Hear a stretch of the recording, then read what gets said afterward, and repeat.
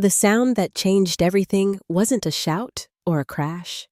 It was the soft hiss of a zipper on Mark's garment bag as he eased it open after a late client dinner. I was stacking dishes in the quiet kitchen when I heard him in the hallway closet, careful the way a man is when he's hiding something fragile. I stepped out and watched him brush a thumb across his suit jacket, and the scent rose vanilla and jasmine with a quick peppery bite, nothing like the clean citrus cologne I've bought him for years. A glittering fleck on the lapel caught the light, a tiny spark clinging where a face might rest, and he flicked it away too fast. He smiled the kind of smile that asks you not to ask questions, but my chest had already tightened around an answer I didn't want. Before I go on, if you're listening tonight, tell me where you're tuning in from and what time it is for you. Your messages keep me company. And if stories about dignity, justice, and starting over speak to you, tap like and subscribe so these nights feel a little less lonely. My name is Elena, and I have spent 23 years guiding other people's children through the knots of adolescence while raising one of my own. We live in a tidy ranch on a quiet Midwestern street where the maples turn early and our neighbor keeps an American flag folded just so on his front porch. I married Mark when I was 23 and he was 25. He was a new sales rep with a secondhand sedan and a grin that made hard choices feel simple. He grew into a regional director with hotel points and a sharp wardrobe, the sort of man who can make a golf course sound like a boardroom. I became the steady voice at a high school counseling office, the person teens call when a parent doesn't pick up the woman who remembers locker combinations and graduation deadlines and who keeps granola bars in her desk. Mark comes from a family that builds things. His father, Walter, ran a small contracting company with a reputation for sturdy, honest work. The Brooks men shake hands like agreements are sacred, and they tell stories about beams and weather and what lasts under weight. I come from people who stretch a dollar and keep their promises. My mother taught Sunday school, my father worked nights at the post office, and we counted blessings by the light bill paid on time. Between us, Mark and I built a life that looked respectable, from the sidewalk-trimmed hedges, a daughter with good grades, church potlucks, holiday cards, and neatly labeled storage bins in the garage. Tessa arrived in our orbit through the PTA when Lily was in middle school, the kind of friend every committee needs. Cheerful, capable, a woman who can turn a cafeteria into something like a ballroom with a few rented tablecloths and a firm tone. She ran an event business from her sunroom and kept a calendar that never seemed to breathe. When Mark's company needed help with client dinners and product launches, I gave her name without thinking. It felt like helping a friend, and I was proud to do it. She thanked me with bakery boxes tied in twine and texts that sparkled with exclamation points, the sort of sweetness that makes you feel silly for examining it too closely. What nobody tells you is how betrayal wears the clothes of regular days. It looked like Mark kissing my cheek before dawn and saying he'd be late because the Chicago team rescheduled. It looked like my daughter head bent over SAT practice while I browned chicken in a skillet and kept an ear on the dryer. It looked like the school's voicemail system and parents with questions and the dog needing a walk, and my life layered neatly like folded towels in a linen closet. Then, little things grew, legs a receipt shoved deep in Mark's suit pocket for a restaurant that doesn't comp, salespeople a bottle of wine we can't afford on a Tuesday, a joke I wasn't there to understand. One night, I found a tiny, unfamiliar hair tie under the passenger seat. Black sleek, the kind that slips off my wrist because it's too small, and I told myself Lily might have borrowed the car. The garment bag night pressed on me from the inside, but old habits are stubborn. I washed dishes and asked about the client's temper, and nodded at the punchline because anger has never been my first language. Instead, I made a pot of chamomile and thought about promises as if they were beams about weight, as if it could be measured. I remembered Walter's hands, scarred and sure, folding over Lily's when she was little, teaching her how to hold a hammer and tap a nail straight without fear. Things that last, he said, were not just made, they were maintained. I tucked that line under my tongue like a lozenge and let it dissolve slowly.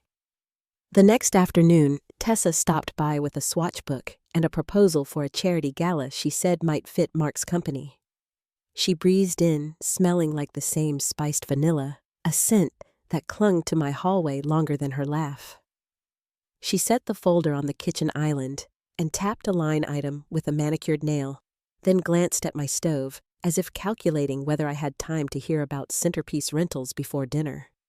I poured her iced tea and listened while the walls in my house shifted half an inch so slightly you could pretend you imagined it. I have counseled girls through first heartbreaks and boys who fear their father's tempers, and I know the difference between a hunch and a story you can tell out loud. I didn't have a story yet. I had a scent in a closet, a glittering fleck, a hair tie that didn't belong, and a woman in my kitchen who smiled like we were on the same side. I had Lily's college spreadsheets on the table, and the dog sleeping on the rug, and Mark's jacket draped over a chair with the phone tucked quiet in its pocket. I had the kind of silence that asks the questions for you. That evening, while the rice simmered and Lily quizzed herself on vocabulary, Mark's jacket vibrated once against the chair, a gentle hum like a throat clearing. I reached for it because he was in the backyard talking to Walter on speaker, and it felt harmless to keep the peace by handing it over. The screen woke up to a banner across the top, just a single line before it faded. I didn't catch the whole sentence, only 2 words that locked into place like a nail struck through our room. The message on Mark's phone faded too quickly for me to read it all, but the words, "our room," stayed lit in my mind, like a flame that refused to die down. My hand froze on the fabric of his jacket. I slipped the phone back into the pocket just as I heard his voice coming closer through the screen door. He was laughing with his father, that easy, casual sound I had once loved. But in that moment, it cut differently sharp and hollow. I stirred the rice as if nothing had shifted, though I could feel every nerve in my body aware of that glow. At dinner, Lily chatted about college essays, her fork moving in small circles on the plate. Mark nodded along, barely tasting his food, his hand resting on the phone beside him. He kept the screen tilted downward, quick glances slipping between bites. My stomach turned at how familiar it all suddenly felt, the same guarded movements I'd seen the night I noticed that perfume on his jacket. He used to leave his phone on the counter face up, no passcode for years. Now it felt like a wall had gone up between us, silent but solid. Later that night, when he stepped into the shower, steam curling from under the bathroom door, I slipped quietly into the closet. His garment bag was still hanging open, the zipper tugged halfway down. I pressed the lapel to my face, and the scent was stronger this time, layered with something powdery and sweet that no man's cologne ever carried. It wasn't mine, and it wasn't Lily's. I folded the jacket back carefully, the hanger creaking as I set it in place, and told myself not to cry. Tears would only fog the glass. I needed clarity, not blur. The next day, I drove to work early. I sat in the school parking lot with the engine off my hands on the steering wheel and thought about the girl I used to be when Mark and I first met. I was young, hopeful, certain that a good marriage was built on loyalty and patience. I had never been someone who dug through drawers or chased suspicions. But here I was, watching shadows in my own home, questioning every late meeting, every unexplained receipt. I straightened my shoulders and told myself the truth, something was happening, and pretending otherwise would not protect me. 2 evenings later, I stopped by the grocery store after work. My cart was half full of basics, milk, bread, fruit, when I turned into the wine aisle and froze. Tessa was standing there with a basket hooked on her arm, holding up a bottle of red like it was a prize ribbon. She didn't see me at first. She was on the phone, her voice low but animated, and she laughed in a way that felt rehearsed. I moved closer, quiet, and caught her words. "Yes, Friday. Same place, same room. Don't forget." She listened, her lips curling, then tucked the phone away. Our eyes met as if nothing had happened, and she beamed. Elena, perfect timing. I was just thinking of calling you about the gala planning. I forced a smile, my hands tightening on the cart handle. She talked quickly, filling the air with details about linens and floral arrangements, never noticing or pretending not to notice the stiffness in my replies. She slipped the bottle into her basket and touched my arm like we were still allies.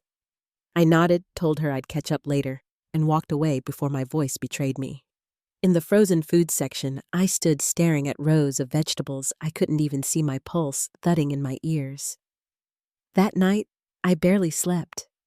Mark came home late saying the Chicago team had kept him his tie askew and his voice practiced casual. I watched him hang his suit jacket neatly, watched him set his phone face down on the nightstand. When he kissed my cheek, I caught the faintest trace of the same scent I'd smelled in the closet. My body went cold, even as I nodded, pretending to be half asleep. The weekend brought no relief. Walter came by Saturday morning to help Lily with a school project. The two of them bent over wood and nails in the garage. Mark poured coffee for his father, listening intently as if nothing in our world had shifted. I stood at the kitchen sink watching them through the window, my hands wet with suds, and thought how cruelly ordinary life can look from the outside. Everything in me wanted to believe that I was imagining things, that I was misreading signs. But the words, our room, would not leave me. Sunday afternoon, I folded laundry in the bedroom while Mark sat in the living room with his laptop. My phone buzzed with a message from Pamela, a friend I trusted more than most. She'd seen something she wrote, and she wasn't sure how to tell me. My heart pounded as I called her. Her voice trembled slightly. She had been downtown with her husband Friday evening at a hotel restaurant near the river when she saw Mark. He wasn't alone. He was walking through the lobby with Tessa, his hand lightly pressed against the small of her back. They didn't see Pamela, but she saw them, and there was no mistaking the closeness. I sat on the edge of the bed, gripping the phone so hard it hurt. Pamela kept apologizing, saying she hated being the bearer of bad news, but she couldn't stay silent. I thanked her, my voice steady, though my hands shook. When I hung up, the room felt different. The light through the curtains looked harsher, the hum of the dryer louder, as if everything in my world had tilted. That evening, Mark suggested take out his voice light. Too tired to cook tonight, he asked, scrolling through menus on his phone without lifting his eyes. I studied him carefully, the way his thumb flicked quickly, the way he kept his face turned just enough to avoid my gaze. I agreed quietly, watching him, my mind racing. He had no idea that the curtain had lifted. I tucked Lily into her evening routine, listening to her laughter as she FaceTimed a friend about prom dresses. I envied her innocence, the way she could still believe in people without hesitation. When the house grew quiet, I lay in bed beside Mark, staring at the ceiling. His breathing deepened into sleep, but my eyes stayed open. I thought of the perfume, the glitter on his lapel, the message on his phone, and Pamela's trembling voice. All the fragments had gathered into one undeniable picture. I didn't know what I would do yet, but I knew this. The man who once promised me forever was slipping into another woman's orbit, and that woman was the one I had welcomed into my kitchen, my circle, my life. The betrayal was no longer a suspicion. It had a shape, a scent, a witness. As I lay there in the dark, my hand resting on the quilt, I told myself the truth I could no longer avoid. The cracks were widening, and before long, something would break. The days that followed felt heavier than any I could remember. I moved through them with practiced calm, smiling at students in the hallway, helping Lily polish her essay drafts, stirring soup on the stove. But every quiet moment pressed against me like a weight I could not set down. Nights were the worst. I would lie beside Mark, his steady breathing inches away, and feel the space between us grow wider with each hour. His phone glowed faintly on the nightstand screen, turned down, as if the light itself carried secrets he didn't dare expose. I stared at the ceiling until my eyes blurred, telling myself to be still. telling myself not to break. At work, my colleagues noticed nothing. They chatted about weekend plans and parent conferences, and I nodded along, careful to keep my voice even. But in the small office where I met with students, I caught myself pausing before offering encouragement, realizing I was speaking words I could not seem to give myself. "You deserve to be treated with respect," I had told one girl whose boyfriend had mocked her in front of friends. Her eyes filled with tears, and she whispered that she wasn't sure she believed it. I swallowed hard, the truth lodging in my throat, because I wasn't sure I believed it either anymore. At home, the smallest details cut me open. The faint scent of vanilla in our laundry room, lingering from the jacket I had touched, seemed to cling to the air no matter how often I washed. A gold receipt stub crumpled in Mark's pocket fluttered out when I folded clothes, showing 2 entrees at a place we had never been together. Even the dog seemed unsettled, pacing the hallway at night and curling at my feet when I sat awake in the kitchen with a cup of tea gone cold. I told myself not to cry, but the tears came anyway, silent and relentless, slipping down my face into the darkness. One evening, Lily bounded in from school with a grin, talking about prom plans and asking if I might help her look for a dress next weekend. Her excitement filled the room, but my chest tightened, knowing that the picture of our family was not what she believed it to be. I kissed her forehead, promised we'd go shopping, and forced a smile that felt like porcelain, smooth on the surface, fragile underneath. She didn't notice, not yet, and I thanked God for that small mercy. Mark grew bolder in his absences. He explained late nights with talk of regional reports and early flights. He left his phone in his jacket pocket, more often slipping it onto a hanger in the closet where he thought I wouldn't notice. His voice on calls in the garage dropped to a softer register, words half whispered, followed by long pauses that only deepened the silence when he re-entered the house. At dinner, he asked about Lily's plans and nodded when I mentioned work, but his eyes rarely lingered on mine anymore. They seemed to be searching for someone else entirely. The loneliness became sharper than anger. I found myself replaying years of small memories, wondering when the shift began. Was it last Christmas when he left early from my family gathering, saying he felt unwell? Was it the charity event where he spent the evening at Tessa's side while I sat with other wives at the table? Or had it been before all of that, in quiet moments? I hadn't thought to question. Each thought dug deeper, leaving me restless and hollow. One night, after Mark fell asleep, I slipped into the living room and sat on the couch staring at the framed photos on the wall.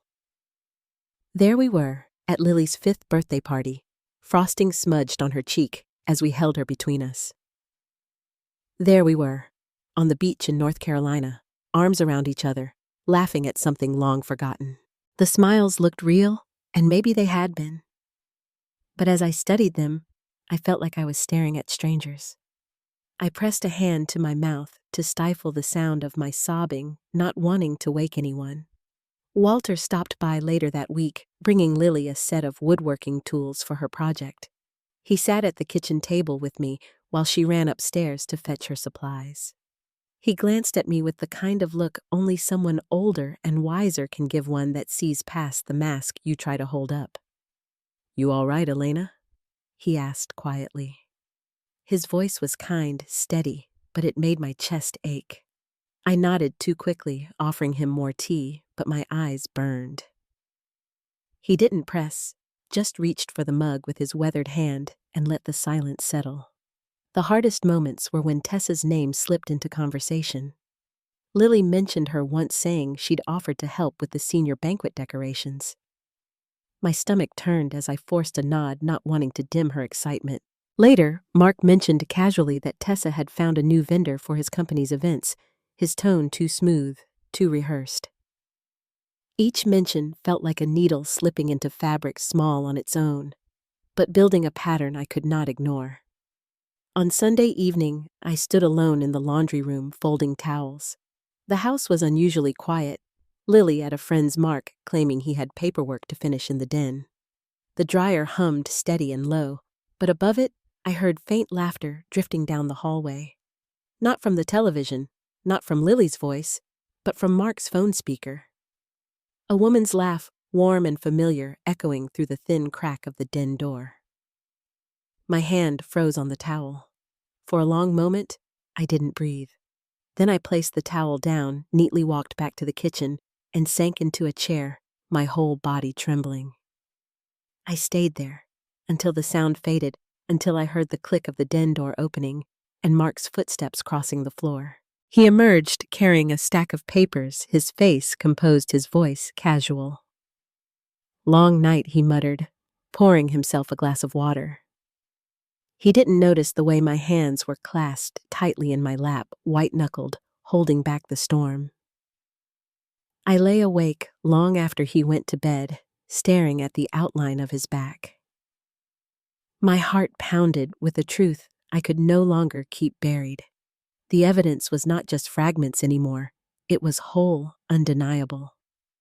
And as I listened to his steady breathing, the thought took shape in my mind, sharp and clear.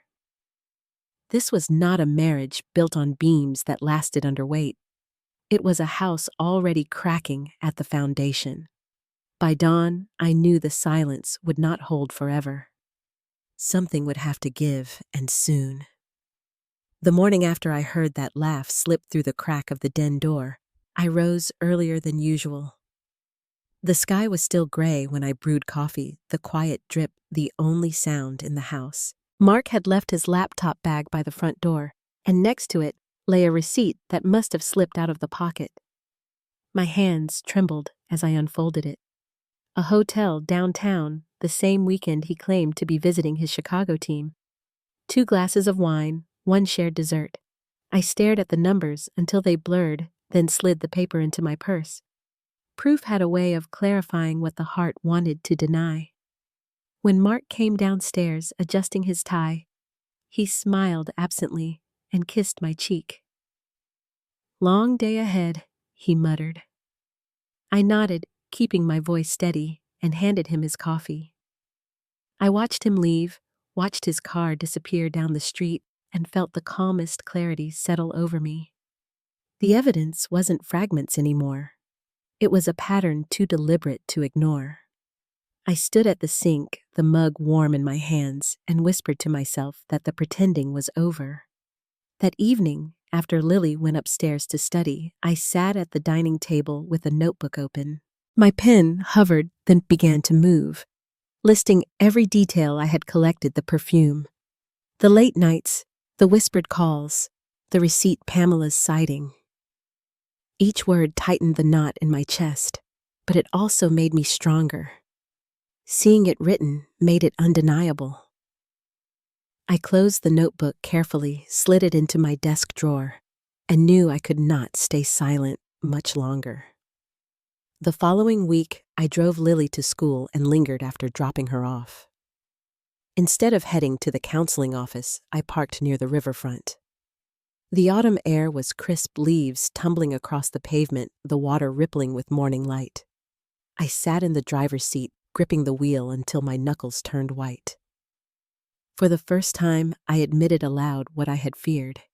He is betraying me. The words hung in the car, heavy but freeing, as if saying them out loud carved a path forward I hadn't seen before. At work, I moved through the day in a haze. Students came in with college questions, teachers dropped by with scheduling concerns, and I nodded, answered, smiled. But beneath it all, my mind replayed every moment with Mark, every excuse, every laugh that wasn't mine to share. I felt like a woman living 2 lives, one measured in timetables and student essays, the other, a quiet battlefield, hidden under my skin. That night, Mark announced he had another late meeting. He loosened his tie, ate quickly, and grabbed his garment bag. "Don't wait up," he said casually. I watched him go, then glanced at Lily, who was hunched over her laptop at the kitchen island. She looked up briefly, her brow furrowed. "Dad's been busy lately," she murmured. Not quite a question, not quite a statement. My heart clenched at the innocence in her voice. "Yes," I said, softly, brushing her hair back. "He has." I kissed her forehead and told her to finish her homework. When the house grew quiet, I walked into our bedroom. His jacket still hung in the closet, faint traces of perfume clinging to the fabric. I sat on the edge of the bed, my hand resting on the quilt, and felt the tears spill at last. Not loud, not stormy, but quiet streams sliding down my cheeks. For years, I had carried this marriage with steadiness, believing in vows, believing in promises. And now I sat alone in a room that no longer felt like home, aching with a loneliness I could not name. A few nights later, I heard Mark's voice in the backyard while I folded laundry. The sliding door was cracked just enough for the sound to reach me. His tone was softer than I had heard in months, the kind of voice he used to save for me. "Friday works. Same place," he said. A pause, then laughter low and intimate. I closed my eyes and held the towel tightly, pressing it against my face, as if the fabric could muffle the sound of my breaking heart. Walter stopped by that weekend to drop off some supplies Lily needed for her project. He lingered in the kitchen while she worked in the garage, his eyes searching mine. "You're pale, Elena," he said gently. "Everything all right?" My throat tightened, but I forced a smile and poured him coffee. "Just tired," I whispered. He didn't press, but his gaze lingered steady and concerned. For a fleeting second, I wanted to tell him everything, but I bit the words back, knowing this was not the time, not yet. Later that evening, I sat in the dark living room after Mark and Lily had gone to bed. The house creaked around me, the refrigerator humming softly, the clock ticking on the mantel. I thought about the girl I had been when I first fell in love with him, young, hopeful, certain that promises were unshakable beams. Now I felt like I was standing in the ruins of that belief. I wrapped my arms around myself, rocking gently, and whispered that I couldn't pretend anymore. The truth had already written itself in my life. On Monday morning, as I drove to work, I glanced in the rearview mirror. My eyes looked older shadows beneath them that no concealer could hide. I tightened my grip on the wheel and breathed deeply. I wasn't ready to confront him yet, but the moment was coming. My silence had been armor, but it could not shield me forever. That night when Mark came home, smiling faintly, his eyes distracted, I studied him quietly. He set down his bag, asked about dinner, and kissed Lily on the forehead. His life seemed unchanged, unshaken, but mine was no longer the same. As he sat at the table scrolling through his phone, I realized something with startling clarity. I had lived too long in doubt and silence. The time for pretending was gone, and the time for truth was near. The knowledge settled over me like a tide rolling in, steady and unstoppable. My heart still ached, but beneath the ache was resolve. Whatever came next, I could not be the woman who stayed quiet while betrayal grew unchecked in my home. The curtain had been pulled back, and no matter how carefully Mark tried to close it, I had already seen too much. I closed the evening by writing again in my notebook, my pen firm against the page. Each line carried a steadiness I hadn't felt in weeks. The tears still came, but this time they did not weaken me. They washed me clean enough to see the road ahead. By the time I slid the notebook back into the drawer, the house was silent, the kind of silence that holds a storm behind it. I sat in the stillness, knowing that the next step was closer than ever. And when it came, there would be no turning back. The notebook stayed tucked away in my desk, but the weight of it seemed to follow me everywhere. I carried it in my mind, like a shield, every detail written down, a reminder that I was not imagining this. When I looked at Mark across the dinner table, his easy smile and polite questions about Lily's day, no longer lulled me into doubt. I saw the jacket in the closet, the perfume, the hotel receipt, and the quiet laughter behind the den door. The pieces had arranged themselves, and I could no longer scatter them. One afternoon, when Lily was still at school, and Mark claimed to be in Chicago, I drove downtown and parked near the hotel listed on that receipt. I didn't go inside. I just sat in my car across the street watching the revolving doors and the people streaming in and out. My heart pounded, but not from fear. I needed to see for myself that his world reached here to anchor the proof I already had. After half an hour, I pulled away my hands, gripping the wheel so tightly they ached. It wasn't confrontation I was after, not yet. It was clarity. Back at home, I pulled out a new folder and began organizing everything. Receipts, notes, the dates Pamela had mentioned. I even tucked in photographs from happier years, not because they proved betrayal, but because they reminded me of what had been lost. Looking at them didn't bring comfort. It steeled me. This was not about holding on to a memory. It was about preparing for a fight I hadn't asked for, but could no longer avoid. The following week, I stopped by the bank on my way home. I knew the manager, Mr. Hanley, a kind man in his 50s with a steady voice. I asked about separating accounts, about what documentation I would need if circumstances changed. He answered without judgment, sliding pamphlets across the desk, his eyes meeting mine with quiet understanding. I left with the papers tucked under my arm, my steps heavier but firmer. That evening, I sat at the kitchen table after Lily had gone to bed. Mark was still working late. I opened my laptop and researched attorneys in town, scrolling past glossy websites until I found one that felt right. James Reed, a man known for being discreet and strategic. I didn't call, not yet, but I bookmarked the page. Just knowing his name gave me a sense of control I hadn't felt in weeks.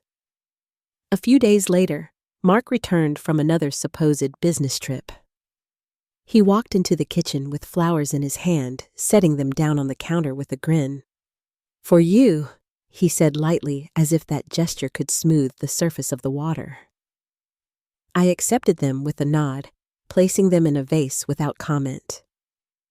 He didn't notice the way my hands shook as I trimmed the stems. He didn't notice that I no longer met his eyes.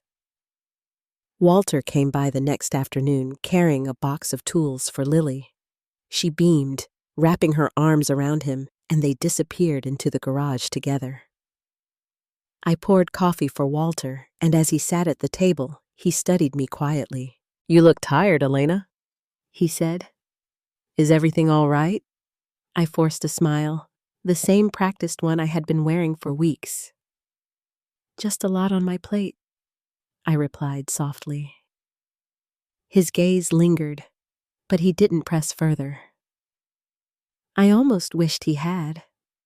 The walls of the house began to feel tighter, the air heavier. Even the dog seemed restless, pacing from room to room.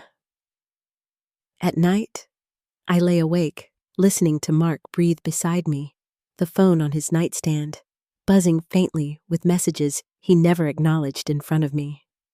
I didn't reach for it. I didn't need to anymore. The truth was already mine. One Friday evening, I asked Lily if she wanted to look at prom dresses the next day. Her eyes lit up, and she nodded eagerly. "Can Tessa come with us?" she asked, her voice hopeful. The question struck me like a blow. I smoothed her hair and smiled gently. "This time, just the two of us," I said. She accepted my answer easily, returning to her laptop, but inside me, something shifted. Tessa's name spoken in my daughter's innocent tone made the betrayal cut deeper. This wasn't only about me. Their carelessness was spilling into my family's life, touching places I could not allow it to reach. That night, I returned to my notebook. I added the bank pamphlet's James Reed's name and the date Lily had asked about Tessa. Each entry steadied me, each detail another step away from helplessness. I sat for a long time in the quiet house, the pages open in front of me, and whispered a promise I hadn't dared before. I would not remain silent much longer. When Mark came home, later humming to himself, I watched him hang his jacket in the closet. The faint trace of perfume drifted out again, unmistakable now, a scent that belonged in another woman's life, not mine. He kissed my cheek and poured himself a drink, never noticing the calm expression I wore. My silence had changed. It was no longer the silence of doubt. It was the silence before a storm. I climbed into bed that night and lay staring at the ceiling. The clock ticked steadily, the dog shifted at the foot of the bed, and Mark turned on his side, drifting quickly into sleep. I turned my head toward him, studying the man who had promised me forever. My heart no longer raced with confusion. It beat steadily with a truth I could not ignore. The time for quiet notes and hidden folders was nearly over. The time to step forward was close, and once I did, nothing would ever look the same again. The silence I had been carrying finally cracked one evening when Mark came home later than usual. He walked into the kitchen with his tie loosened, humming a tune I didn't recognize. He poured himself a drink and leaned against the counter, scrolling through his phone. I watched him carefully from the table, the notebook with its folded pages hidden just out of sight. The sight of his smile, so relaxed, so unburdened, stirred something in me. I couldn't let him drift between two worlds any longer, while I stood quietly in the shadows. I set my glass down and spoke his name. He looked up, surprised by the firmness in my tone. "We need to talk," I said. His smile faltered, and for a moment the room felt smaller, the air heavier. I told him plainly that I knew. The perfume, the receipts, the hotel stays, the late-night laughter behind the door. His face drained of color, but then he forced a laugh, shaking his head. "You're imagining things, Elena," he said, as if my words were nothing more than smoke. I didn't raise my voice. I reached into the drawer and slid the hotel receipt across the table. His eyes flicked to it, then back to me, his jaw tightening. "Business dinner," he muttered. I leaned forward slightly, my hands steady on the table. "2 glasses of wine, 1 dessert, and a room booked under your name," I said softly. His eyes narrowed, searching for a lie he could shape into truth, but the silence between us swallowed it whole. When denial didn't hold, his tone shifted to anger. He accused me of spying, of turning into someone paranoid. He slammed his glass on the counter, liquid splashing across the granite. I let his words fall unshaken because I had lived too long in doubt to falter now. I told him calmly that our marriage was not a shield for deceit, that I deserved honesty, at the very least. His face twisted, a mixture of fury and fear, but he said nothing more. He stormed out of the room, the door slamming behind him. That night, I didn't sleep. I lay awake listening to the quiet hum of the house, hearing Lily's faint snore down the hall, and I knew the time for silence had ended. I pulled the notebook from the drawer and added the date, writing down every word exchanged. It wasn't about keeping score.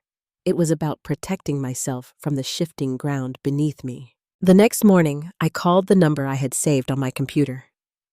James Reed's office answered, and within minutes, I had an appointment set for the following week. The decision steadied me. I wasn't rushing into endings, but I was no longer standing still. I tucked the phone back into my purse and walked into work with my head higher than it had been in weeks. Mark's behavior grew restless in the days that followed. He tried small gestures, flowers on the table, takeout from my favorite restaurant, a new scarf left on my dresser, but they all rang hollow. The words he didn't say mattered more than the gifts he laid down like offerings. When I didn't respond with warmth, his temper flickered short and sharp. He raised his voice once when Lily wasn't home, demanding to know if I was planning to leave him. I looked at him steadily and said nothing. My silence unsettled him more than any answer could. On the day of my meeting, I left school early and drove to James Reed's office downtown. The building was modest, the reception quiet, and James himself greeted me with a firm handshake. He was in his late 40s, measured in his tone, a man who seemed to understand more than I had said aloud. I laid out the receipts, the notes, the details I had gathered. He listened without interruption, nodding occasionally, and when I finished, he leaned back in his chair. "You've done the right thing documenting all of this," he said gently. "Whatever you choose to do next, you're not stepping into it unprepared." His words steadied me more than I expected. We talked through options, separation finances, Lily's future, and I left with folders of information and a sense of quiet resolve. The path ahead was no longer a fog. It had direction, and I had taken the first step. When I returned home, Mark was already there pacing in the living room. He stopped when he saw me, his eyes sharp. "Where were you?" he demanded. His tone carried suspicion now, the same kind he had accused me of. I set my bag down carefully, meeting his gaze without flinching. "Work," I said evenly, and walked past him toward the kitchen. I didn't owe him an explanation for a life he had already betrayed. That evening, as Lily worked on a project at the dining table, Mark tried to smooth the edges again, laughing too loudly, asking about her friends making grand plans for a family weekend. She smiled politely, but I saw the flicker of confusion in her eyes. She sensed the undercurrent, even if she couldn't name it. My chest tightened, knowing she was old enough to see cracks, but young enough to still want to believe in the picture we had painted. Later, when the house was quiet, I sat alone in the bedroom and opened the folder James had given me. Legal terms, financial steps, protective measures, all laid out in calm, black ink. I ran my fingers over the pages, breathing slowly. This wasn't revenge, not yet. It was preparation. It was the first quiet step toward reclaiming myself. Mark moved restlessly around the house in the days that followed. He watched me more closely, his eyes narrowing when I stepped outside to take a call or when I stayed late at work. He asked questions, but didn't wait for answers. His unease grew with my calm, and I realized the power had begun to shift. The silence he once mistook for weakness had become my strength. One night, as he slept beside me, I lay awake, staring at the ceiling. The storm had broken the truth spoken, but the path forward stretched long and uncertain. I closed my eyes and held on to the thought that steadied me most. I wasn't powerless anymore. I had stepped out of the shadows, and for the first time in months, the ground beneath me felt steady. The next step would not be silence. It would be action, and once taken, there would be no way back. The morning I chose to act, the air felt unnaturally still, as if even the house sensed a shift coming. I rose before dawn, poured coffee into a travel mug, and sat at the kitchen table with the folder James Reed had prepared for me. The papers inside were no longer just words on a page. They were a map out of silence. My hand trembled as I signed the first document, steadying myself with each stroke of the pen. The sound of the pen scratching across the paper felt louder than it should have, like the first crack in a dam. Mark shuffled downstairs, not long after, still groggy, his hair unkempt. He glanced at me, surprised to see me dressed and ready so early. "Off to school already?" he asked, reaching for the coffee pot. I lifted my bag and met his eyes. "Yes," I answered simply. He didn't notice the papers tucked inside, or maybe he chose not to. His attention was already on his phone, his thumb moving across the screen. his lips curving into a private smile. For once, I didn't look away. I wanted that image etched clearly, the husband who thought I'd never leave.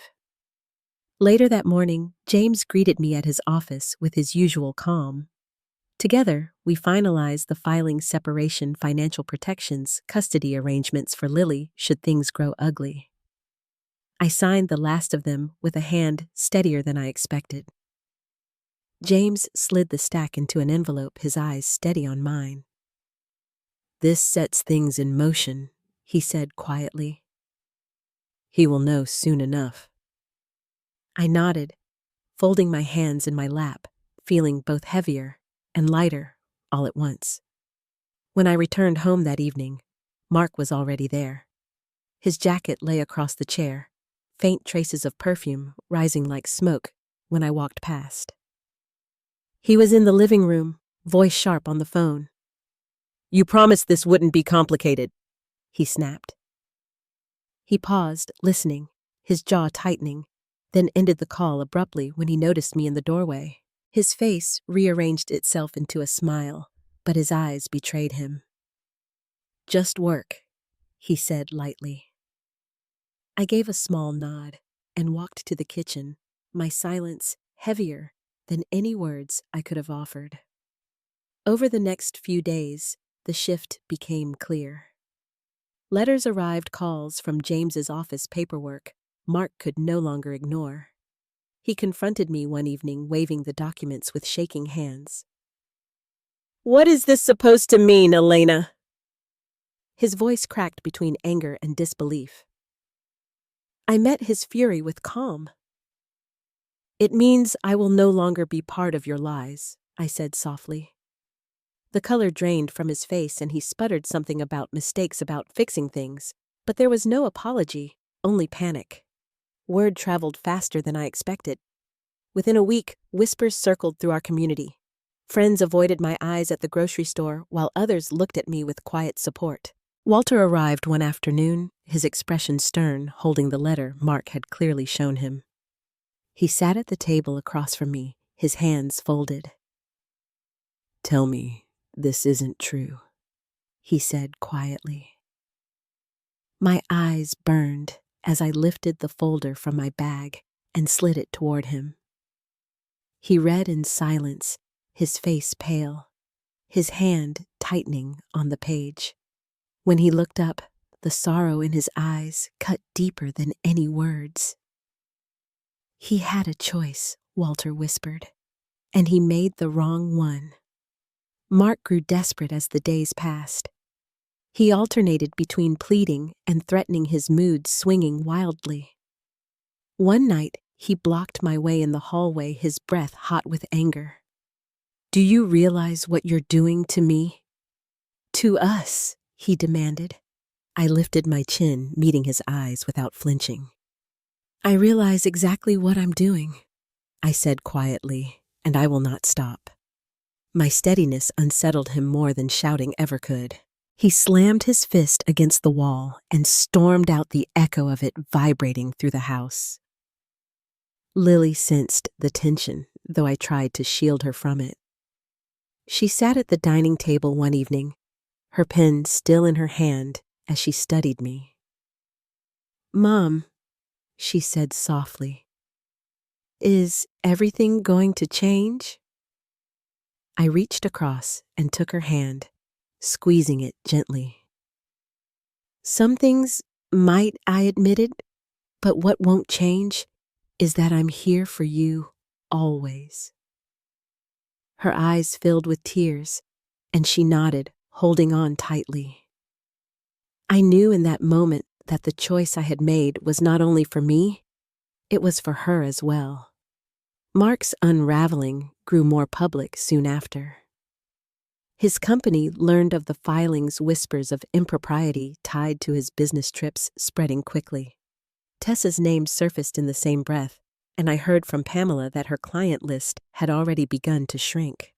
The two of them had built their closeness in shadows, but now the light exposed every crack. What had seemed untouchable just weeks before was now crumbling piece by piece, and I didn't need to lift a hand to hasten it. One evening, as I prepared dinner, Mark stood in the doorway watching me. His voice was low, almost broken. "You'll regret this," he said. "You'll regret destroying everything we built." I turned slowly, setting down the knife I held. "You destroyed it, Mark," I said evenly. "All I'm doing is refusing to carry the rubble." His shoulders sagged, and for a moment I thought he might break. But instead, he walked away without another word, his footsteps heavy against the hardwood. The storm had shifted now. It was no longer mine to carry. He had woven it himself, and I had simply stepped out from under it. Yet even as I folded laundry or graded papers, I felt the ripple of what was to come. Court dates, decisions, a future rebuilt from pieces. But beneath it all, there was calm. The power no longer belonged to him. That night, I sat at my desk with the notebook that had once held whispers and suspicions. I flipped through its pages past the receipts and dates and fragments of pain. Near the back, I wrote 3 words with deliberate care. He lost me. I closed the book, slid it into the drawer, and turned off the light. The chapter of silence was done. What lay ahead was not revenge in fury, but justice in truth. And I knew the final reckoning was closer than he dared imagine. When the final court date arrived, I walked into the courthouse with my head high, carrying none of the trembling that had marked the early days of discovery. James Reed walked beside me, steady and calm, and Lily waited at home with Walter, shielded from the noise of what her father had made. Mark sat across the aisle, his tie crooked, his face drawn. Tessa was nowhere to be seen. Their bond, once so smugly hidden, had dissolved the moment real consequence arrived. The judge listened carefully as documents were presented, receipts, records, and the quiet testimony of choices made over years. There was no shouting, no dramatic confessions, just the clear weight of truth laid bare for all to see. When the ruling came, granting me control of the home, financial stability, and clarity over Lily's future, I exhaled a breath I hadn't realized I'd been holding. Mark's eyes darted toward me, searching for some trace of weakness, but I gave him none. His world, built on deceit, had collapsed without me ever raising my voice. In the weeks that followed, the house began to feel different. The same walls that had once carried the echo of suspicion now held a quieter strength. I painted the bedroom a soft shade of blue, placed fresh flowers on the kitchen table, and found peace in simple routines, walking the dog at dusk, listening to Lily practice for her final choir concert. Each change was small, but together they formed a life that felt wholly mine. Walter became an anchor through it all. His disappointment in his son was heavy, but his support for me and Lily never wavered. He came by often, fixing small things around the house and making Lily laugh with stories from his contracting days. One afternoon, he pulled me aside, his hand resting gently on my shoulder. "You did right by her," he said, his voice thick. "And you did right by yourself." His words settled deep, reminding me that dignity is sometimes the strongest inheritance we can pass forward. As for Tessa, her name slipped further from conversation with each passing week. The community saw her for who she was, and the trust she had once traded on evaporated. She moved her business to another county, but even from a distance, her presence no longer held power over me. She had tried to slip into my place quietly, but she could never carry what I had built. In the end, she walked away with far less than she had gambled for. Lily grew stronger, too. I worried that the fracture between her parents might harden her, but instead, she learned resilience. She saw me stand firm without cruelty, and I think that steadiness shaped her more than any lecture could have. One night, she hugged me unexpectedly, whispering, "Mom, you're the strongest person I know." My eyes filled, not with sorrow, but with gratitude, because I realized that my quiet choices had become her living example. Looking back now, I understand that revenge never needed to be loud or cruel. It came in the form of truth of boundaries, drawn of dignity, reclaimed. Mark lost more than a marriage. He lost the shield of my silence, and in the absence of it, his choices stood alone. Justice, in the end, was not about punishing him. It was about freeing me. Life has settled into rhythms that feel lighter. I still walk past the closet where his suits once hung, but now it holds nothing more than my own coats, a symbol of space reclaimed. I still sit at the dining table, but now the flowers in the vase are ones I chose for myself. And when I hear laughter in the house, it is lilies unshadowed by secrets clear and bright, in the way laughter should be. If there is one lesson I carry from it all, it is this: silence has its place, but it should never become a cage. Speaking truth, even quietly, can shift the weight of a life back into your own hands. Dignity is not given, it is chosen, held, and lived. Before we close, I would love to know if you've walked through betrayal or hardship. What helped you reclaim your peace? Share your thoughts in the comments, and if these stories bring you comfort, stay connected here for more.